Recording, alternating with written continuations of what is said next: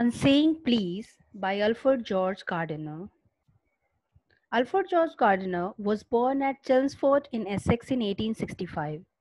He started his literary career as a journalist. At the age of 37, he was appointed editor of the Daily News, London. Under the pseudonym Alpha of the Plough, he made regular contributions to the Daily News, the Manchester's Evening News, etc. His essays are uniformly elegant, graceful, and humorous. The Pillars of Society, Pebbles on the Shore, Many Furrows and Leaves in the Wind are some of his best known writings. His uniqueness lies in his ability to teach the basic truths of life in an easy and amusing manner. He raised the question of morality in everyday life. In On Saying Please, he points out the value of good manners in social life and emphasizes the importance of courtesy and politeness in daily behavior.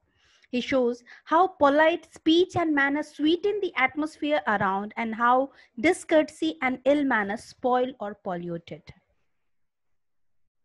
On Saying Please, the young liftman in a city office who threw a passenger out of his lift the other morning and was fined for the offense was undoubtedly in the wrong. It was a question of please. The complainant entering the lift said, "Top." The liftman demanded, "Top, please." And this concession being refused, he not only declined to comply with the instruction but hurled the passenger out of the lift. This, of course, was carrying a comment on manner too far. Discourtesy is not a legal offense and it does not excuse assault and battery. If a burglar breaks into my house and knock him down, the law will acquit me. And if I'm physically assaulted, it will permit me to retaliate with reasonable violence. It does this because the burglar and my assailant have broken quite definite commands of the law. But no legal system could attempt to legislate against bad manners or could sanction the use of violence against something which it does not itself recognize as a legally punishable offense. And our sympathy with the left man, we must admit that the law is reasonable.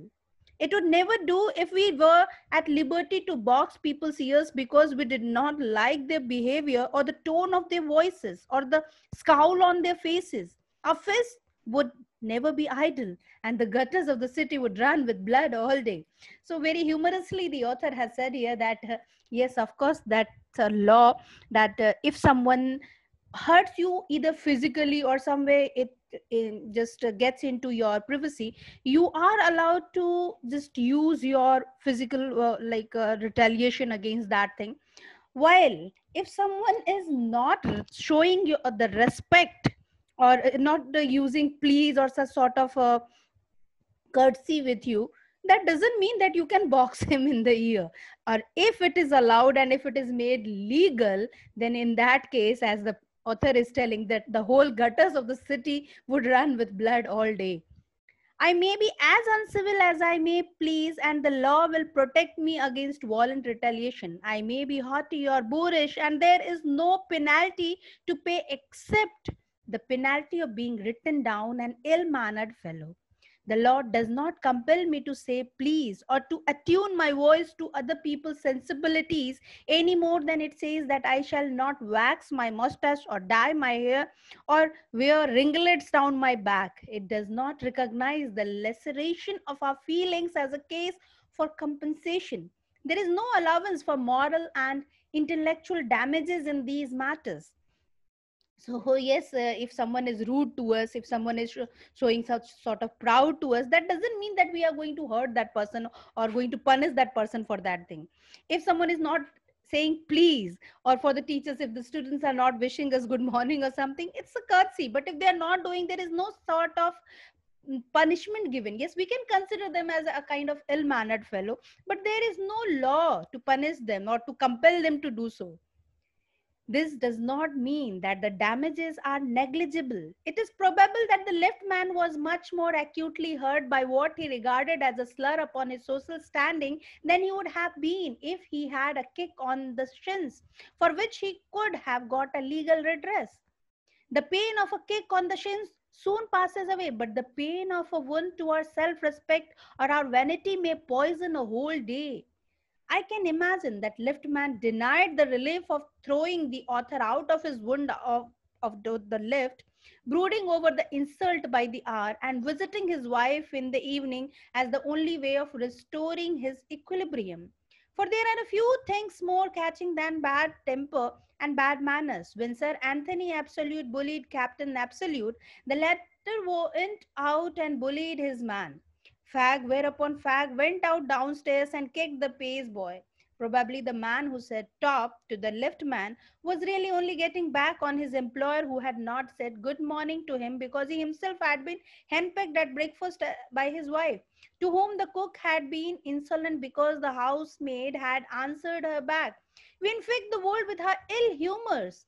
Bad manners probably do more to poison the stream of the general life than all the crimes in the calendar.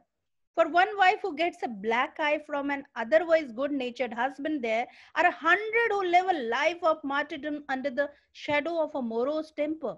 But all the same, the law cannot become the guardian of our private manners.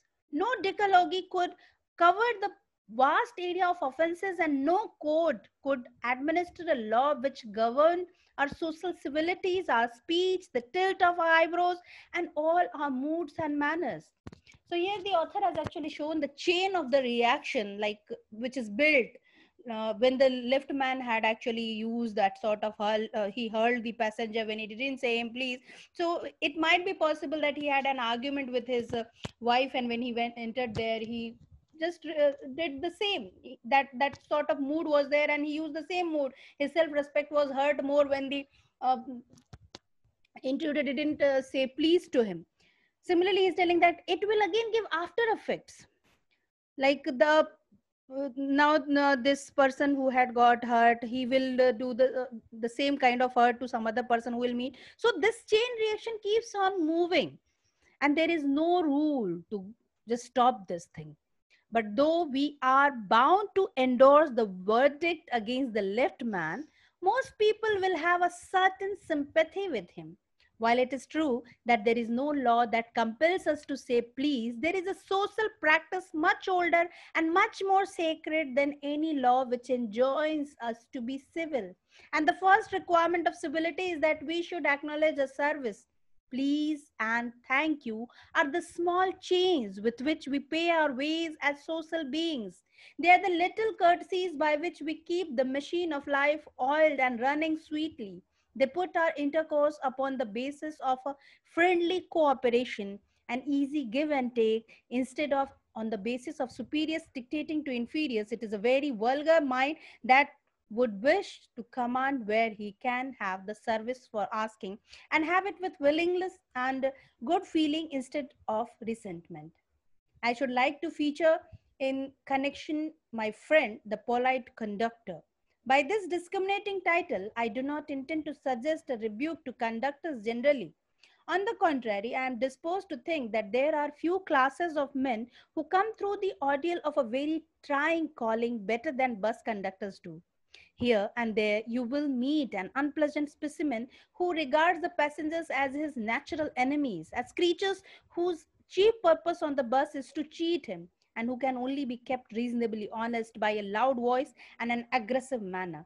But this type is rare, rarer than it used to be. I fancy the public owes much to the Underground Railway Company, which also runs the buses, for insisting on a certain standard of civility in its servants, and taking care that standard is observed. In doing this, it not only makes things pleasant for the traveling public, but performs an important social service. It is not therefore with any feeling of unfriendliness to conductors as a class that I pay a tribute to a particular member of that class.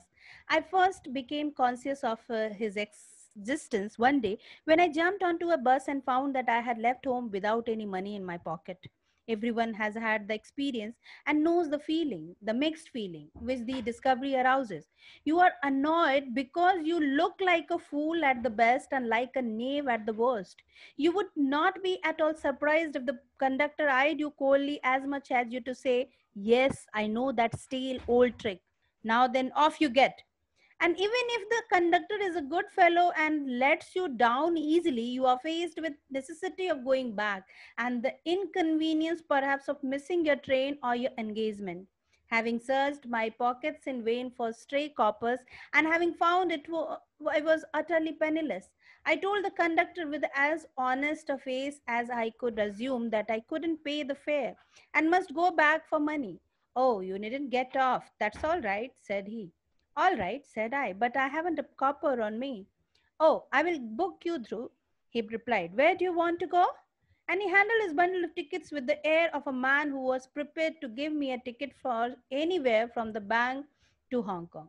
I said it was very kind of him and told him where I wanted to go. And as he gave me the ticket, I said, but where shall I send the fare? Oh, you will see me someday, all right, he said cheerfully. He turned to go, and then luckily my fingers, still wandering in the corner of my pockets, lighted on a shilling, and the count was squared. But that fact did not lessen the glow of pleasure which so good natured an action had given me. A few days after, my most sensitive toe was trampled on rather heavily as I sat reading on the top of a bus. I looked up with some anger and more agony and saw my friend of the cheerful countenance. Sorry, sir, he said. I know these are heavy boots. Got them because my own feet get trod on so much, and now I am treading on other people's. Hope I didn't hurt you, sir. He had hurt me, but he was so nice about it that I assured him he hadn't. After this, I began to observe him whenever I boarded his bus and found a curious pleasure in the constant good nature of his bearing. He seemed to have an inexhaustible fund of patience and gift for making his passengers comfortable. I noticed that if it was raining, he would run up the stairs to give someone the tip that there was room inside. With old people, he was as considerate as a son, and with children, as solicitous as a father. He had evidently a peculiarly warm place in his heart for young people and always indulged in some merry jest with them. If he had a blind man on board, it was not enough to set him down safely on the pavement. He would call to Bill in front to wait while he took him across the road or round the corner or otherwise safely on his way. In short, I found that he irradiated such an atmosphere of good temper and kindliness that a journey with him was a lesson in natural courtesy and good manners. What struck me particularly was the ease with which he got through his work. If bad manners are infectious, so also are good manners. If we encounter incivility, most of us are apt to become uncivil, but it is an unusually uncouth person who can be disagreeable with sunny people. It is with manners as with the weather. Nothing clears up my spirits like a fine day, said Keats, and a cheerful person descends on even the gloomiest of us with something of the benediction of a fine day. And so it was always fine weather on the polite conductor's bus, and his own civility, his conciliatory address, and good humored bearing infected his passengers. Enlightening their spirits, he lightened his own task. His gaiety was not a wasteful luxury, but a sound investment. I have missed him from my bus route of late, but I hope that only means that he has carried his sunshine on to another road. It cannot be too widely diffused in a rather drab world. And I make no apologies for writing a panegyric on an unknown bus conductor. If Wordsworth could gather lessons of wisdom from the poor leech gatherer on the lonely moor, I see no reason why lesser people should not take lessons in conduct from one who shows how a very modest calling may be dignified by a good temper and kindly feeling. It is a matter of general agreement that the war has had a chilling effect upon those little everyday civilities of behavior that sweeten the general air. We must get those civilities back if we are to make life kindly and tolerable for each other. We cannot get them back by invoking the law. The policeman is a necessary symbol, and the law is a necessary institution for a society that is still somewhat lower than the angels. But the law can only protect us against material attack. Nor will the left man's way of meeting moral affront by physical violence help us to restore the civilities. I suggest to him that he would have had a more subtle and effective revenge if he had treated the gentleman who would not say please with elaborate politeness. He would have had the victory not only over the boor but over himself, and that is the victory that counts. The polite man may lose the material advantage, but he always has the spiritual victory. I commend to the left man a story of Chesterfield. In his time, the London streets were without the pavements of today, and the man who took the wall had the driest footing. I never give the wall to a scoundrel, said a man who met Chesterfield one day in the street. I always do, said Chesterfield. Stepping with a bow into the road, I hope the left man will agree that his revenge was much more sweet than if he had flung the fellow into the mud. So look at the thing that we have learned from the story, as the author has tried to explain us that how it is important for each and every civilian to say please, or to show gratitude, or show civility, or to show kind of moral behavior, moral attitude. It's a kind of chain reaction. If you do something good, people around us are influenced by that, and they keep on doing such sort of good things. Similarly, if we hurt someone or physically or mentally harm someone, that chain is again repeated. Those person who are hurt, they try to hurt someone else in that way. So rather than looking at the people around us, rather than transforming the people around us, we can have a check of ourselves, that how we are behaving, how, whether our reaction or action is going to hurt someone, or we are doing some sort of thing that is actually going to give a kind of negative impact on anyone. These things if we are noting, then we will really be making a kind of positive impact, and that positive impact will be giving a kind of a chain reaction, where more and more people will get positive and influenced by us. So we can get it through the examples, or the sort of like good behavior that we see in the public, whether in the social media. When we find someone doing something good, we are also influenced by that, and we want to do the same. So here we have learned about the thing like humility, showing that kind of gratitude, or showing that everyone is equal. So that is showing humility to everyone. We show that we are not superior to anyone, or someone is not there who is actually kind of inferior to us. So that is a kind of humility. Courtesy, that kind of politeness that we show. Empathy is a feeling in which we try to put our legs in the shoes of others, like try to be in a situation in which someone else is. So that is being empathic. Like if you are feeling something right now, you are in some sort of problem, so whatever you are feeling, if I put myself in your situation and try to feel that what kind of feelings you might be having, that is empathy. Then self-esteem is we all have our own identity, we respect our identity. So when we talk for identity, that is our self-respect, our self-esteem. Then generosity, like showing our generosity, kindness. If someone is hurt, we are going to help that, so that is generosity. Gratitude is a feeling when you are helped by someone, or someone does something good for you, and in that case, when you show your feelings for that person, that you are really happy that that person has helped you, or that person has done something good for you, that is showing your gratitude to the person. Then the feeling of sympathy is when you find someone poor, and for that poor person you have a kind of pity feeling within, that is a kind of feeling of sympathy. So the difference between sympathy and empathy is, in sympathy you just have a kind of a poor feeling, like you feel bad for someone, the one who has not got all the kind of privileges that you have, or all the kind of basic things which is required for a life. But in empathy, actually you try to live in that condition. You try to put yourself, what if I am poor, what if I am living in such condition, how I might feel. So that is actually empathy. So this is a few things we need to discuss, and then bitter problems in day-to-day life can be solved by sweet words. That's very true. Rather than it said that even those nuclear bombs don't have that much of power that sweet words have. So yes, it's possible to change the world. It's possible to lead the world more from the sweet words than the weapons or the terrible weapons. Great wars could have been avoided by a little courtesy. Observance of etiquette in a normal situation is important, but more important is their observance when the situation is adverse. Yes. So any etiquette can be observed in a natural situation, in a normal situation, but but more important is their observance when the situation is adverse.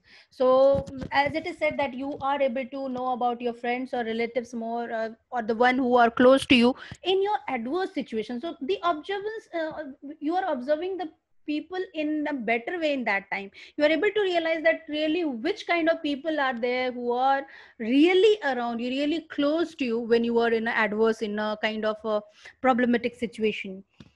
Words like please and thank you help us in making our passes through life uneasy. Uh, every child learn these two words, please and thank you, since in their first grade or since they start talking. They learn these two words, but gradually when they grow up, they start forgetting these simple words. They start forgetting the value of these words. So actually when you use the word please and thank you, then can really lead the world.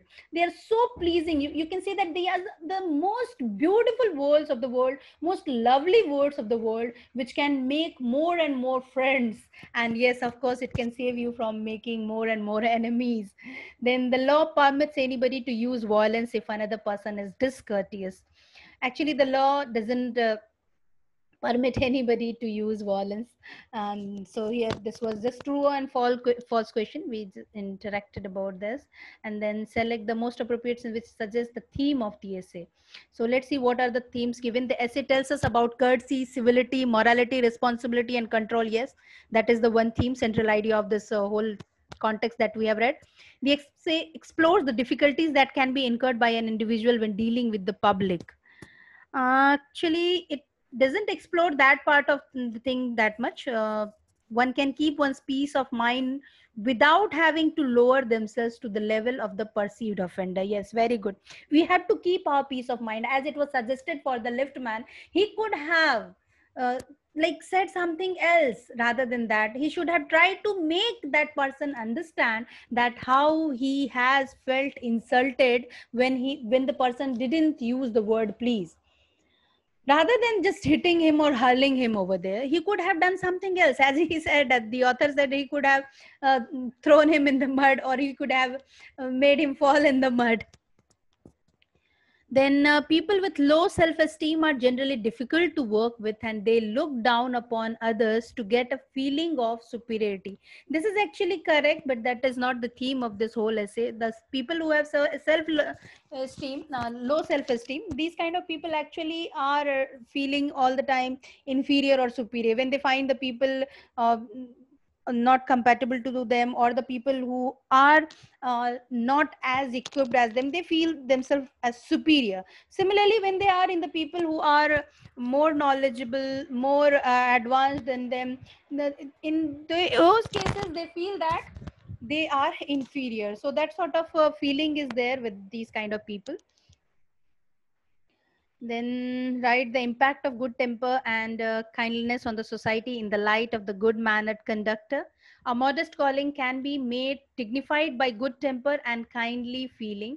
Explain the statement with example. Modest calling can be made dignified by good temper and kindly feeling. So yes, rather than reacting in aggressive mode, you can use some sort of your good temper, your peace of mind to just handle the situation in a better manner. The service of okay, for that you can give many examples, like how you have handled to some of the situation where someone tried to disrespect you, someone used some impolite words or tried to hurt you with sort of word, abusive words also you can say. So in that situation, how did you handle it? There is one story of Mahatma Gandhi, in which Mahatma Gandhi was abused by a person. That person wrote a few of the abusive words in a piece of paper and gave it to Gandhiji. Rather than taking that paper, Gandhiji returned the paper as it is, because he knew that there are not such good words in that. So he just returned back to that person without any kind of feeling on his face. So that showed a kind of pain to that person who had used a sort of abusive words for him. And he asked Gandhiji that why did he do that? Why he was not angry looking at those words? Then Gandhiji said that he didn't take those words. And when he didn't take those words are not on him. So he has just returned the thing in the same way as the man has given. He didn't take. Even Sister Shivani is there of Brahma Kumari. She also talks about these sort of reactions where she considers these kind of reactions and actions as ball. Like your action is a kind of ball that you are throwing to someone, and the person out there is going to catch that ball. Now it's up to that person whether to throw back that ball or just to take it along with him. So there are different sort of balls, like different feelings, different behavior are different balls: positive ball, negative ball, angry ball. So whatever ball you are giving or you are taking, now it's up to you to react in that way. Okay.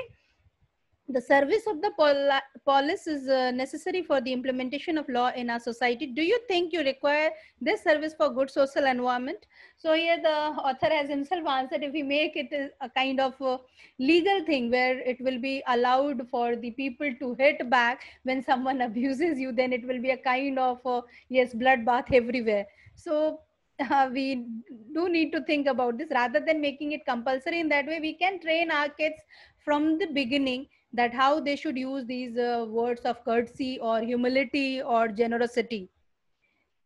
Then not bright daylight or narrow darkness. And then I had a cup of tea. Such words, group words which habitually occur together and thereby convey meaning by association are called collocations.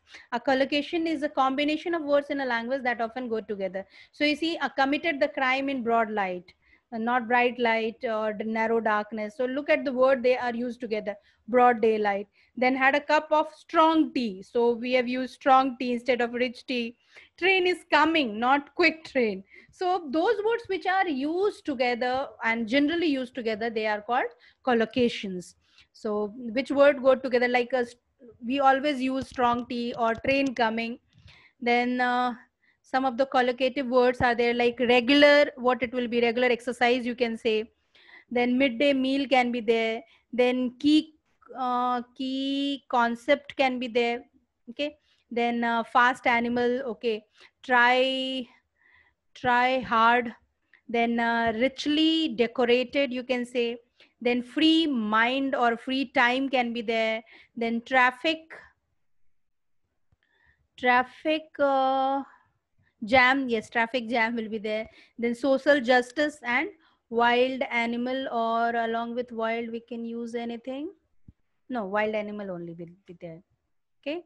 So for fast we can use something else because we had used wild for animal. Then fast exercise can be there, fast exercise.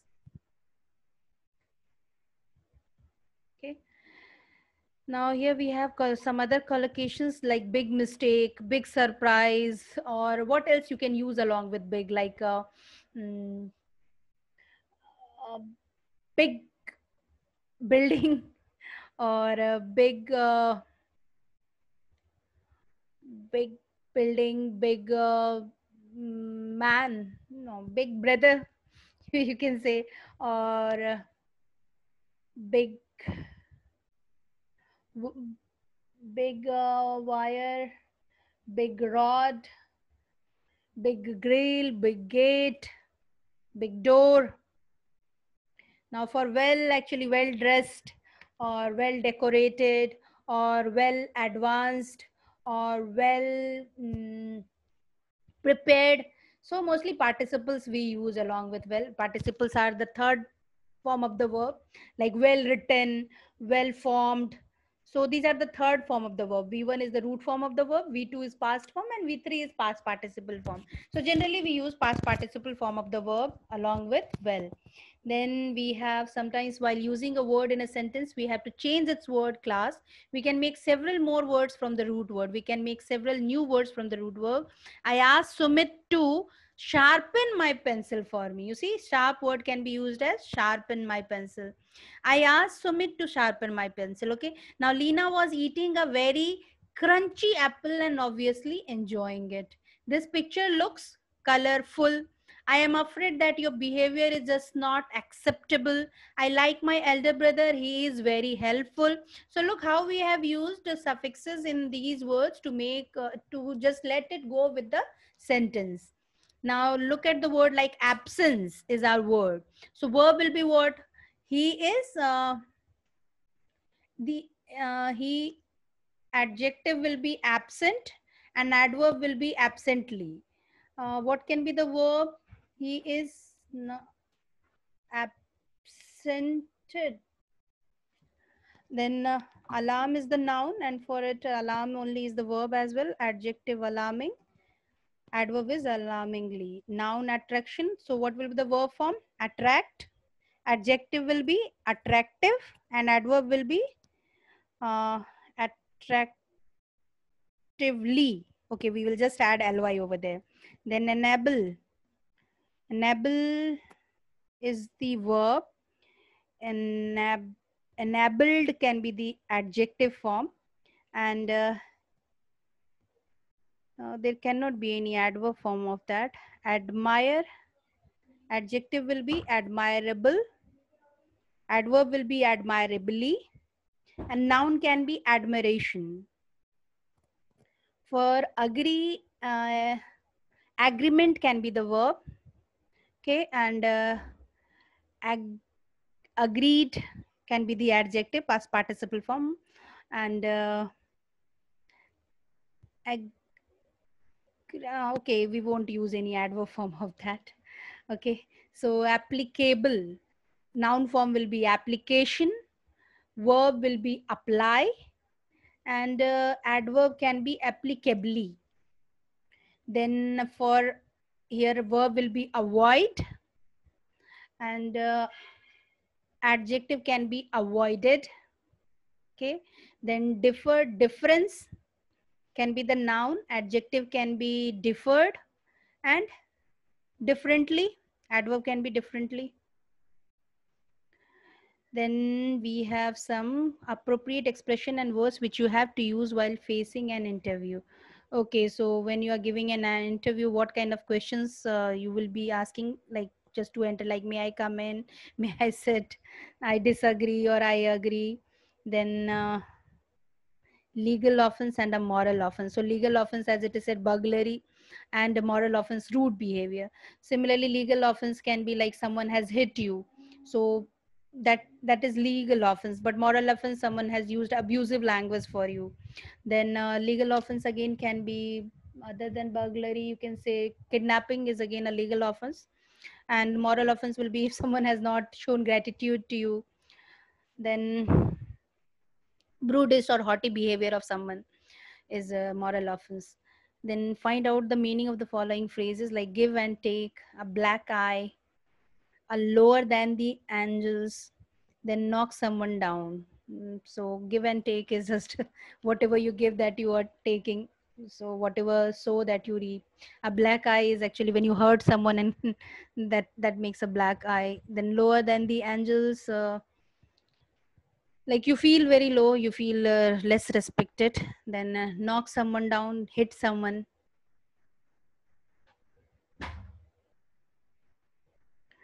Then this is to edit the paragraph, just to find out the errors, and just to read the sentences. You have to write a speech on courtesy is the light of life, and then manners maketh man. These two ideas you need to expand. You can write an article and a speech on that. Okay, that's the end of this lesson. Thank you so much. I hope that you have enjoyed and learned the lesson.